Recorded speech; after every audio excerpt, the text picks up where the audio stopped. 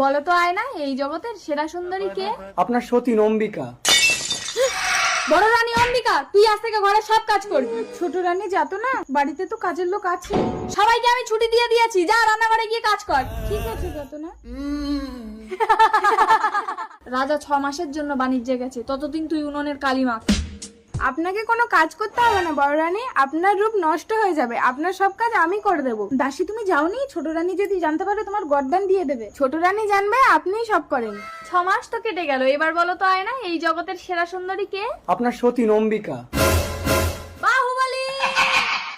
আদেশ করুন ছোট রানী। এই নাও 10 ভরি সোনা, তোমাকে বড় রানীর মুন্ডু কেটে আমার হাতে এনে দিতে হবে। যথাজ্ঞা মহারানী। বড় রানী, ছোট রানী আমাকে আদেশ দিয়েছেন আপনার মুন্ডু কেটে নিয়ে যেতে।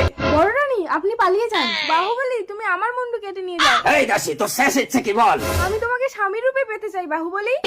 তার মানে এখন আমাকে নিজের স্ত্রীর মুন্ডু কেটে নিয়ে ছোট রানীর কাছে যেতে হবে? অসম্ভব।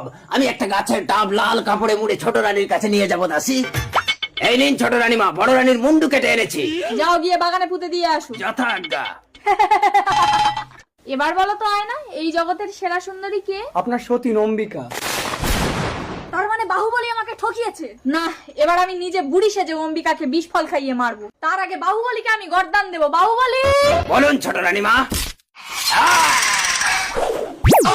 ফল বালি, আমি ফল বালি, কে লিবি আমার পাকা পাকা আম, আম নেবে পাকা আম। ও বুড়িমা, আম কত?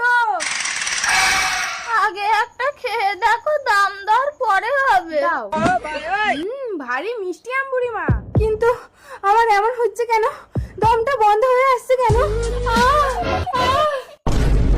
দাসী! দাসী, এই বুড়ি তুই আমার দাসীকে বিষ ফল খাওয়ালি কেন? ছোট রানী যাতো না? এবার আমি তোকেও বিষ ফল খাইয়ে মারবো। বড় রানী, ছোট রানী দাঁড়াও। ছি ছোট রানী, নিজের রূপ রক্ষার জন্য তুমি মানুষ হত্যা করছো? আজ থেকে আমি তোমাকে পরিত্যাগ করলাম। এসো অম্বিকা। যাতো না, আমি এ জীবন রাখবো না, নদীতে ঝাঁপ দিয়ে মরবো।